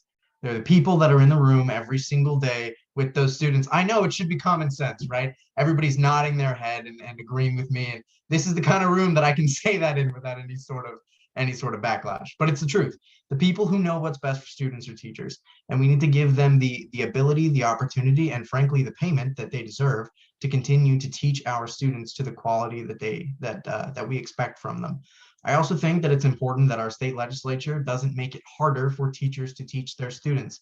And by that, I mean, we should not be banning books or restricting curriculum or trying to take away the authority for teachers to teach what they think is necessary. Trying to sugarcoat or whitewash our history into anything that it isn't is a mistake. There were a lot of parts of my education that made me really uncomfortable. And a lot of that is part of the reason that I'm in here right now, that I'm doing what I'm doing, because it made me uncomfortable. I thought that we deserved better, that we were better, and that we could be better. And so I think it's really, really important that we support our teachers, we support our school boards where necessary, our local school boards that are just trying to do the right thing. And I also think it's important, somebody brought this up earlier, that we have a unified front against this kind of stuff. I'm sure a lot of y'all saw that school board member in Sci-Fair last week that said that equated high school dropouts to the percentage of Black teachers that they had in Houston ISD. That is ridiculous, and it deserves a Jenny. You're wide-eyed, but I swear to God that happened, and it's insane. I mean, it's a crazy thing on its face to say, and it's something that every single Democrat in the state of Texas needs to be comfortable calling out for the absolute utter bad word that I was about to say there, that it is. It's crazy. And we need to do better making sure that we are protecting our teachers and our students from that kind of crap coming from our school boards. So I think that sort of summarizes my answer on that. Yeah. Hey, I've got while you're up on the screen, Graeson, Frank wanted to know, in your background picture are wind turbines. How do you feel about renewables and Abbott's failure to winterize ERCOT facilities? Abbott's failure to winterize the grid pisses me off to no end every single day. And I'm incredibly worried about my family, my friends, and my community, given how cold it is getting in Texas right now. Temperatures are still going down. It's going to be a chilly night, folks. But I'm a big fan of renewable energy. I think that Texas has been the energy capital of the world for a long time, and for good reason. It creates a lot of fantastic jobs for our communities, and we can continue to do that while also understanding that oil and gas are not sustainable, and we can move away from that. So I'm looking forward to investing in new innovation and technology in renewable energy sectors like wind and solar. I'm looking forward to helping people who want to create wind and solar jobs in Texas to come out here and create wind and solar jobs in Texas. And I want to make sure that we continue to produce the amount of energy we need to work for our growing state, because we just keep getting bigger every day. But I also want to make sure that we're doing that sustainably and that we're not going to accidentally burn down our planet in the process. Right. Good. So I've got a slightly different take on how to get there. I think it's true that we're going to need ultimate change from our legislatures, but Josh is going to like this answer.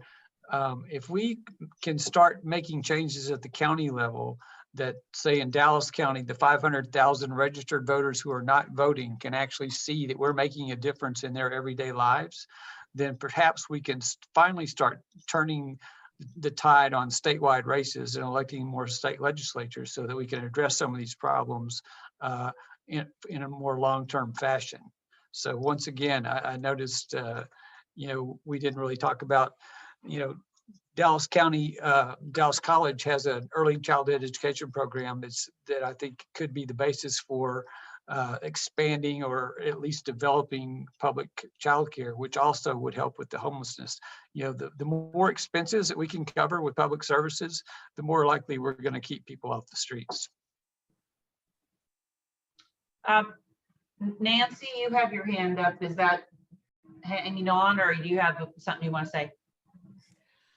Well, there's interesting ways as a criminal judge that we do kind of buck our conservative system,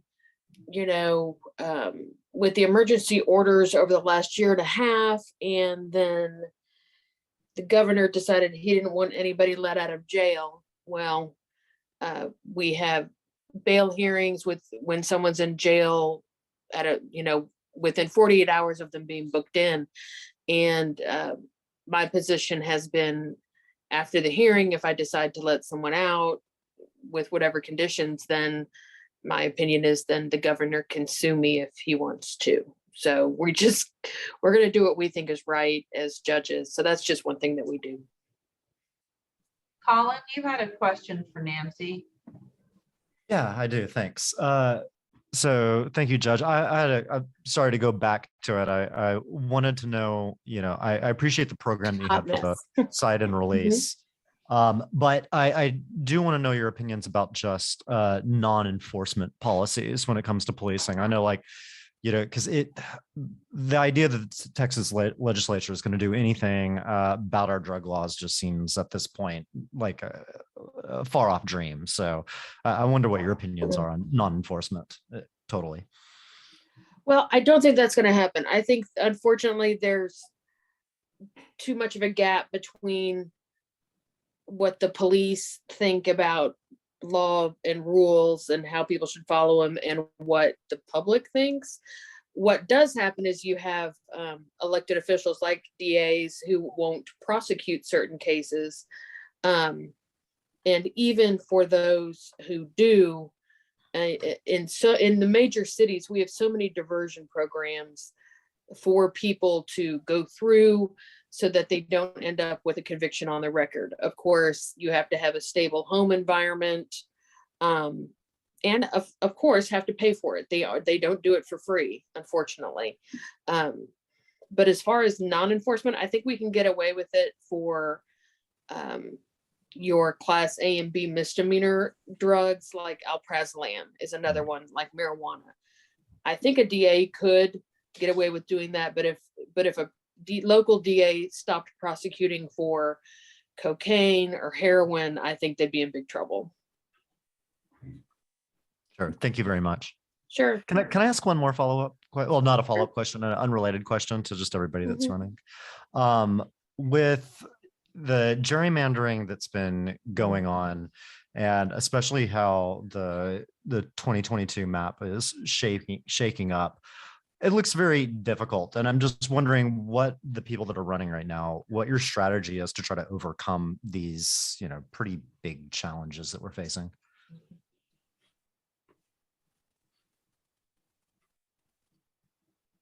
I mean, I'm happy to, I guess. Yeah, Oh, go ahead. Go ahead, Elva.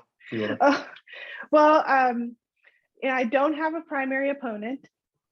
So I think that is I lucked out on that. And so my strategy right now, while everyone else is concentrating on the primary, is number one, I'm building my team. I'm, contacting precinct chairs, and, we're having meetings and we're planning on what we're going to do next and what our next steps are. And number two, I'm block walking. I'm going to knock on the doors of all the strong Democrats in District 112. I mean, there are a lot of them. And even though we are very spread out in a very weird, it reminds me of one of those corner lattices that you would put in like a decorative Victorian house. We still have a lot of them out there. We still have a lot of unregistered voters. We have a lot of Democrats that have moved into the district that we need to reach out to. I'm fundraising, I'm printing materials, and I'm knocking on doors. And that's my strategy so far. And we need to jump in there with her. I mean, look, with Yes. all of these candidates. Yes. I would implore you, as people who are interested enough to be sitting on this call for this whole time, which we have a good number of people that have stayed on the call, and I'm really, really happy about that. But I would implore you to find one or two more of these candidates and join their team and just say, hey, I can knock on doors in my area. I can knock on doors where you need me. I can make calls. I can lick stamps. You can host a meet and greet. Hold a meet and greet. Like, I can't tell you guys how many people wanted to be on this call. There's a lot of candidates, and a lot of the candidates that are here really need a venue to be able to get out and say, hey, I'm here, I'm running for office, this is what I'm doing, this is why you can be excited about me, this is why you need to vote for me, and bring 5 people else to vote for me too. So if you can have a meet and greet on your patio or at a park or whatever, get in touch with these candidates and say, hey, I want you to come over and meet my neighbors or whatever. I mean, help where you can, because that is, Collin, to your point, man, the cards are stacked against us. They have been very carefully, strategically stacked against us, and it's not going to happen without all of us getting in this and making it happen.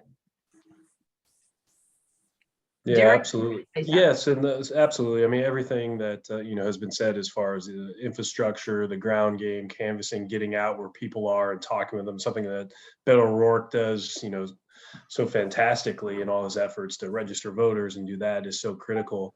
But for me, I think the critical opportunity is that with redistricting, there's other than Texas 24, there's not many districts that had such a swing. So it went from a district that President Biden would have won by, or did win by 5.4% to one that Trump would have won by 12%. Of course, that's before an insurrection. That's before, everything that came out of the Texas legislature. It's before Beto O'Rourke got in this race and before all the enthusiasm and energy in the Democratic base. But I think the big opportunity and something that being a veteran and my messaging around country over party and service is that there's a lot of Republicans. I know that majority of the party has gone over to Donald Trump and has sworn loyalty to one man. But there are a lot of Republicans that are dissatisfied with the direction that their party has gone. I'm not naive enough to believe that a lot of Republicans are going to come over and vote for a Democrat, right? But I think there is an opportunity within that, and we've been courting those moderate Republicans that I never imagined that Liz Cheney would be one. Not that she's not someone that we've talked to, but I've never imagined that I'd be like Liz Cheney, like way to stand up to your party. As someone that. So that that's been shocking, but unfortunately, a lot of those Republicans in Congress are being forced out, and Adam Kinzinger, another fellow veteran. But I think there's a real opportunity when you look at who Pete Sessions was. His unfavorable rating was never as high as Beth Van Dyne. She's full on into the Trump wing of the party. And just so extreme in everything that she does. I think there is a very real opportunity to sort of reach across, and we are doing that to those moderate Republicans in the business community. And, we put Park Cities and Lake Highlands and Preston Hollow, a lot of areas in Dallas in there too, that have been added to the district that don't have any, loyalty to Beth Van Dyne and, might not like that, she's now going to be representing him. So I'm trying to really follow Collin Allred's playbook in 2018 and everything that he did. He took a district that was leaning, to the right and won by 5 points. So that was a huge victory there, and really trying to duplicate that in 2022. I know nationally, the Democratic Party, I feel like they're a little bit, on the defensive, and we talked a little bit about, getting ahead on messaging and things like that. But after the Virginia governor race, there's, and everything that's, happened in the Senate yesterday, nationally, it's tough to be a challenger. in this cycle, especially in a midterm when President Biden's numbers are not great in Texas, but also that just generally the headwinds with all the voting laws and bills that passed there. But what I see is an energized base, and I see people that are going to fight to ensure that they can vote and that their voices are heard. And it's the Republican Party in Texas went so extreme in everything they've done, and in Congress, they try to overturn democracy. I think that will come back to haunt them. And I think, the national landscape will be much closer than a lot of people right now are thinking that it will be. So much can happen between now and election day, in November. So I'm optimistic that we're going to work hard and echo that. Love to have, as many volunteers as we can to knock on doors and have that voter outreach and just and really, build that infrastructure to flip this. Good. Hey, Bob, you have a question? Yeah, well, it's really quick. I just wanted to talk, we were talking earlier about renewables and, renewable energy. And I would like to say for policy, megawatts are cheaper than megawatts, okay? So any policy that makes it, promotes, reducing the energy loss in houses and buildings and things like that is going to be cost effective. And really and truly here in Texas, wind power is really cheaper than coal, okay? So it's not a market thing that is against renewable energy. It's people who have vested interests in the polluting industries that are the problem. That's, just keep that in mind and down in Austin.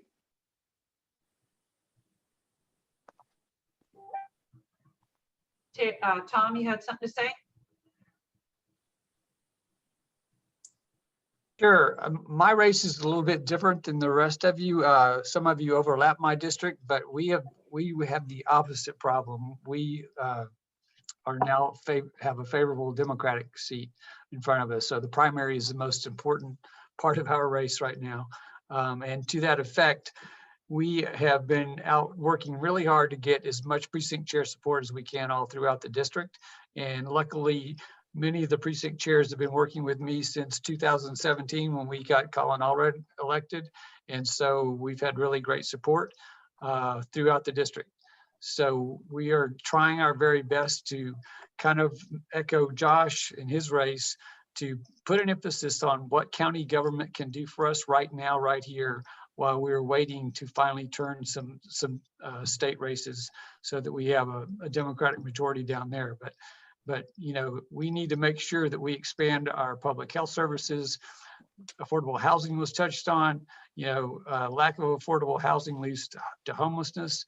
And one thing that I have found throughout the county is we need quality childcare out there that's available and affordable, because it impacts everybody at every income level. And I think that those changes can happen when we build public and private partnerships throughout the county that can make these changes happen now. So that's our strategy, is to try to truly be the voice of the community and make sure that we are using the community to win this race.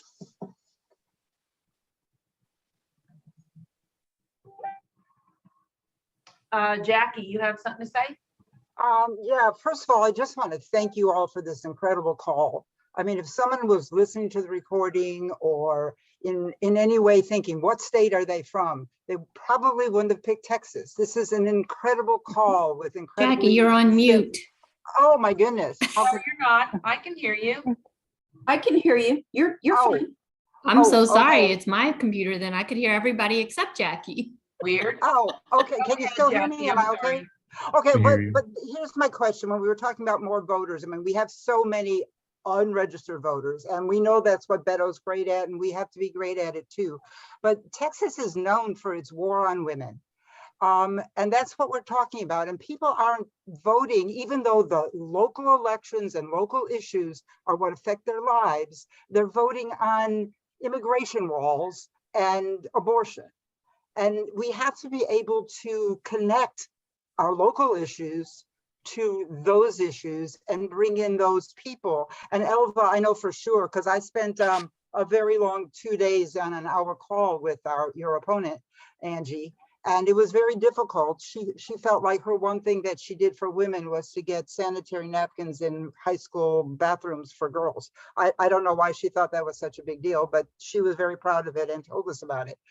But Texas legislature is just known for its war on women's health care, which goes to all the other things that we're talking about here. And how do we get those votes?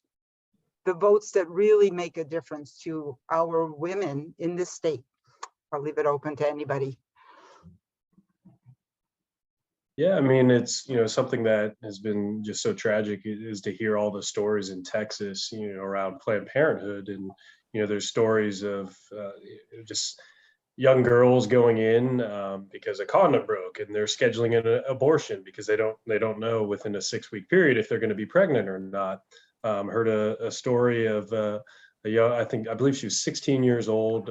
She had to schedule an abortion. Her levels were a little bit higher to indicate, yeah, she's possibly pregnant. The doctor didn't really know, but they went forward and had a medical procedure for this young girl that she might not have needed, but she couldn't afford to wait. And you have, a lot of people in this district, it's a fairly sort of affluent district, so they have the options to go to other states. I'm sorry, not other countries, other states. But there's so many people that this is disproportionately affecting. I think the average income of people at Planned Parenthood is less than $25,000. So this is a crucial healthcare service provider beyond abortions and everything there that they provide, and it's been weaponized by the other side.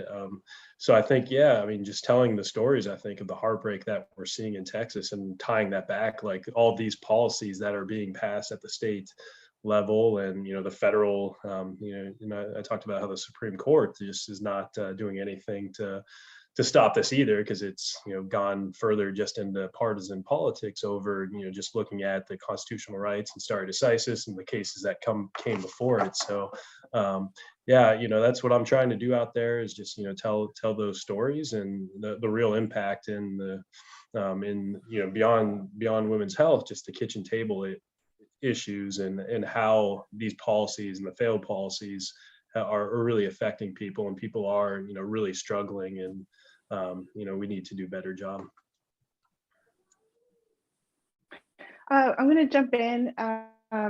And I'm sorry, my youngest is being put to bed right now, so you might hear some screeching. But I think that the way that we can reach these women is by talking to them about the issues. People hear abortion and they don't want to hear about abortion. They tune out, they turn the page, they flip the channel. It's just not something that a lot of people want to talk about. And so we talk to them about more than abortion. We talk to them about women's health care. We talk to them about allowing the person to make their own healthcare decisions. We talk to them about contraception. And when I was at A&M, I was working 40 hours a week, taking 15 hours of classes a semester. And I was dirt poor. I was eating ramen every day. I could barely afford to pay all my bills. And one of the things that kind of kept me afloat and kept me safe and healthy was going to the Planned Parenthood in Bryan, Texas. I was able to, have a full physical, have a pap smear, and have everything that I needed for, I think it was like $25. It was just a godsend to me. Unfortunately, that clinic is closed down. And I think about all the people that would need healthcare services that could no longer have it. And so, I think that we need to reassure some people that maybe they get a little queasy when you talk to them about abortion, that we want abortion to be legal, we want it to be safe, and we want it to be rare. We want to have people have access to contraception. We want people to have access to healthcare so they can avoid any problems down the line. And I think knocking on doors and making that that human connection and talking to them in person and letting them know that that is what the Democratic Party wants. That's what we want these women to have and have access to. And it's more than just abortion. It's all of these other, like Derrik said, it's all of these other healthcare and contraception and everything, in education even. It's a whole suite of items that they can have access to if we just let them know that, to not tune out and to vote. Good point. Nick, you got something? Yeah, to go on Miss Jackie, what she said, voting is a three-step process, in my mind. It's voter registration, voter education, and voter turnout. And as the chair's job, in my estimation, the county chair's job is to what? A couple things, but one of them is to get qualified candidates in front of people, right? That's a big thing. So if you want women to turn out and vote, you got to put people in front of them that they want to vote for, right? We just can't put people out there that no one likes, right? That's a big deal. And in order for them to be likable and relatable, we have to train them. So we got to have a candidate training program in the county, right? That's a big deal. So, because, like any job, they're just not going to throw you in the fire. They train you, right? In the military, right? Derrik, right? They trained us before they sent us to war, right? They just didn't give you a gun and tell you to go on day one because we know it'd be catastrophic.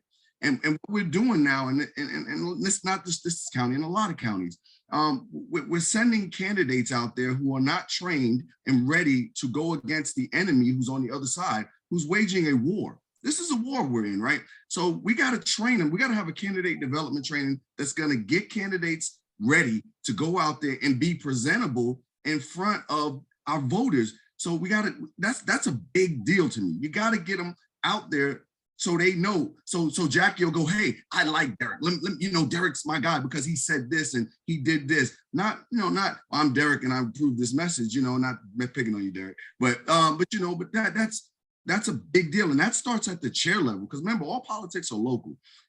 They're all at the lowest level. And if we could do the right things at the low level, the big things will happen, right? Well, we have a saying in the military. If you see a piece of trash on the floor and you walk by it, you just created a new standard, right? So you're supposed to pick up that trash. That's the lowest level. Everybody can pick up trash, from the private to the general can pick up a piece of trash, right? And that's what we got to do. So I think it starts at the lowest level. We beat these candidates up, but they're out there running and they're doing it, but they're doing it literally, just some of them doing it without any training. And we expect these great things to happen without training. So, that's what we got to do. We got to get it at the chair level and build up these policies and strategies to get them going. Thank you. Greg Watling has a question or a comment. So, hi, thank you, Ginny. One of the most penetrating things that happened this evening was the question of what do we do if all of the candidates on tonight win? You're still going to be shoulder to shoulder with a sea of reds. So what do we do? Here's an analogy for you. If I pick up a hand of gravel, weighs about a pound or so, and I fling it at an opponent, might nick him a little bit, whatever. But if I pick up a 1 pound rock and deliver it, so this is about focus. So what do we do for the next 10 years till the next redistricting? Let's pretend we're all a little bit high and we're kind of feeling relaxed. So here we go. We win the governor, we win the lieutenant governor, we win the attorney general. We win maybe one of the county positions. We win the county judge position. What happens with those positions? They become obstructions to someone else's agenda.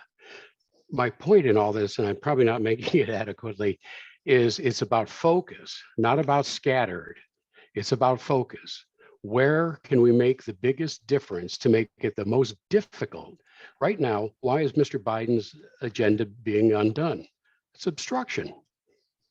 It's obstruction. So we don't think of ourselves as obstructors because we're all progressive, aren't we? We want to move ahead.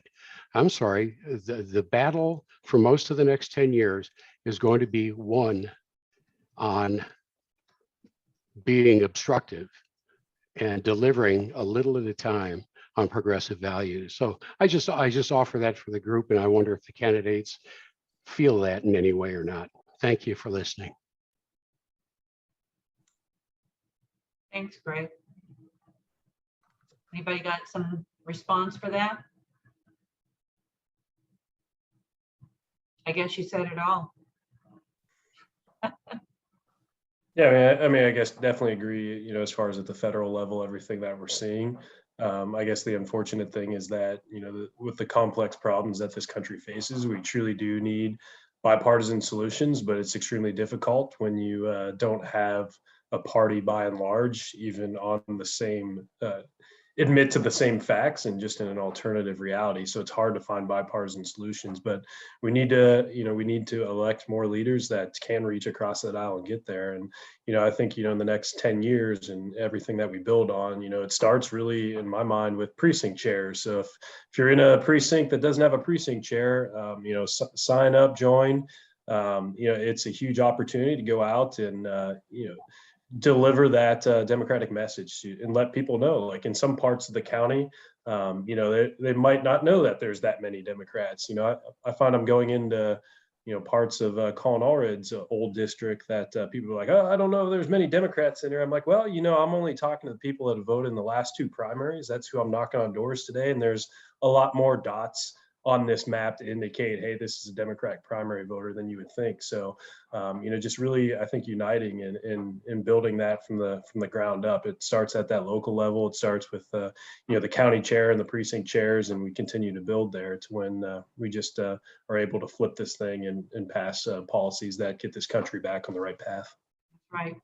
And I'm just going to piggyback on that. I think that if it's important for the people to step up if there's not a precinct chair in your area, but it's also important if there is to get in touch with your precinct chair and help them out, because they're one person in a whole precinct that needs to reach out to a lot of people. So if you're interested in, you know, making a difference in even your own neighborhood, I mean, talk about, you know, a micro, you know, area, it's going to start with your neighborhood and you getting involved with, you know, talk to your precinct chair, find out who they are if you don't know already, and get involved. TJ, you have a question or a comment? Yeah.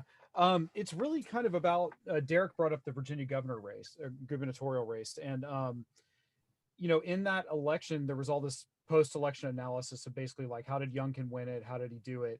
And a lot of people came back with, you know, basically taking it back to anti-CRT messaging, you know, anti-letting parents decide what their kids are being taught in schools and stuff. And this has become very close to me because I've been very involved in the Richardson school district fights that are going on right now. But I mean, I'm seeing stuff all over social media, things on the news and things like that, that this is going to be the weapon or the club that the Republicans are going to try and hit Democrats over the head with during this election, right? It's basically going to be the next defund the police for this cycle. So how are you guys as candidates, regardless of what office you're running for, what kind of messaging are you thinking about to counter this? You know, because it's coming.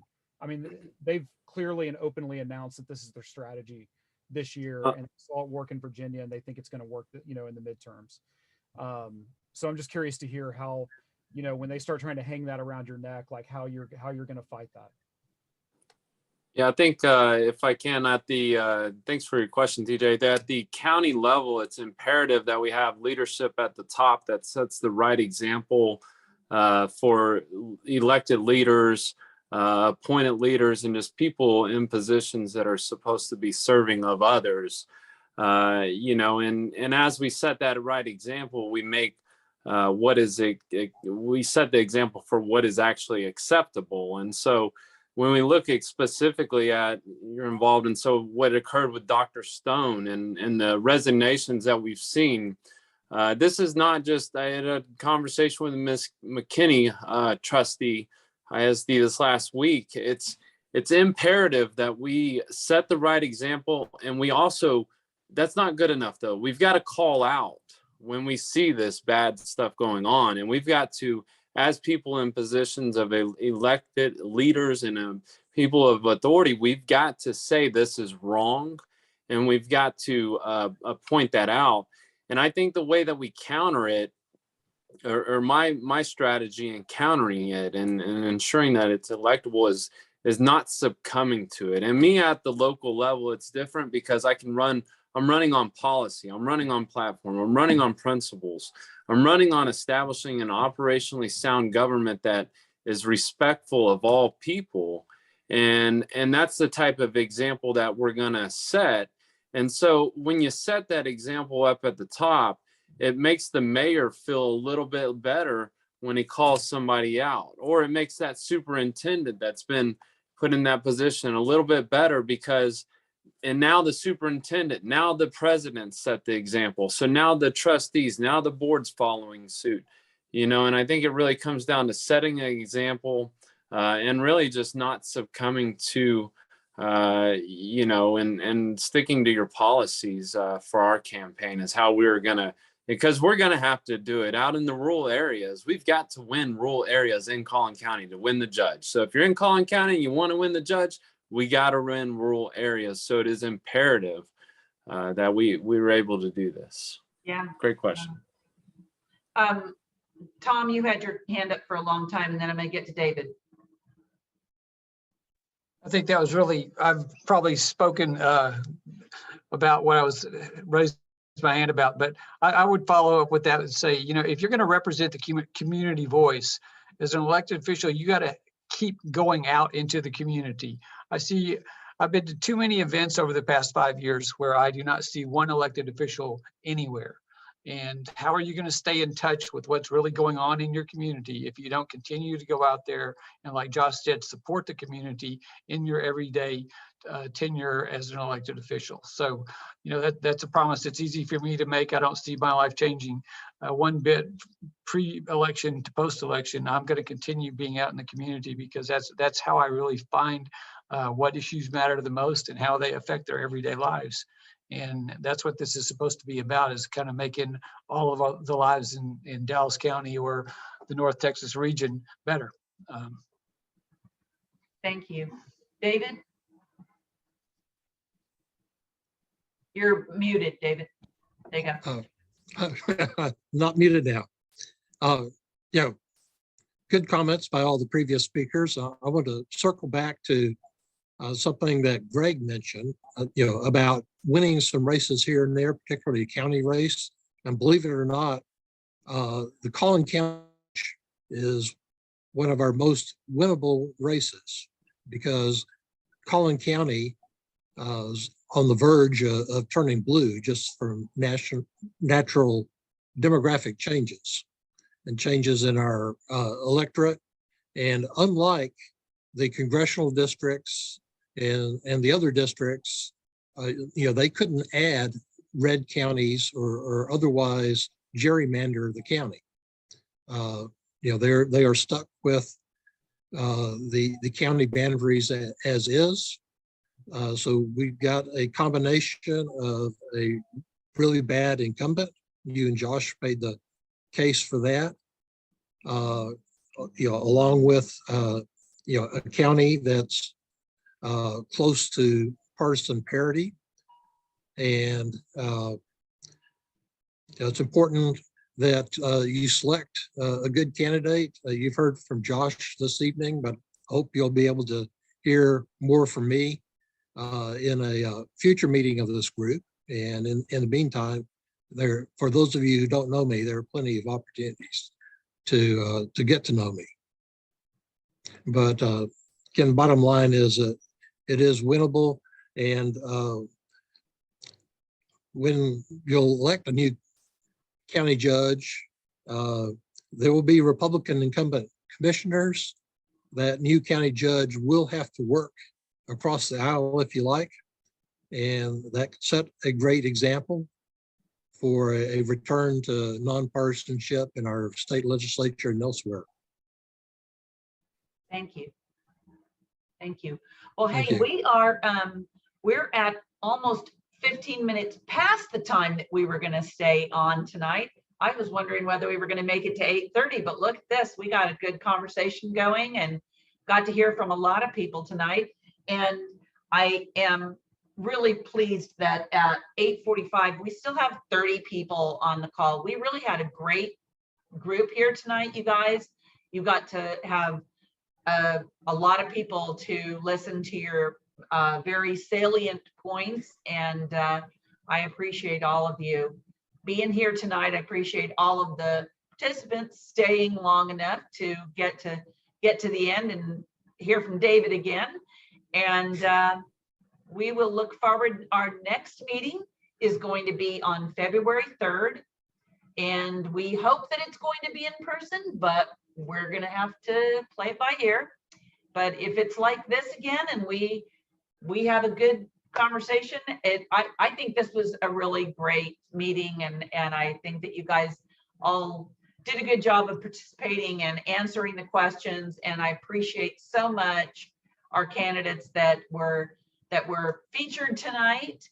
And I appreciate the other candidates for showing up and participating, and I appreciate all of my members for coming on and listening and being interested and being engaged with what's going on.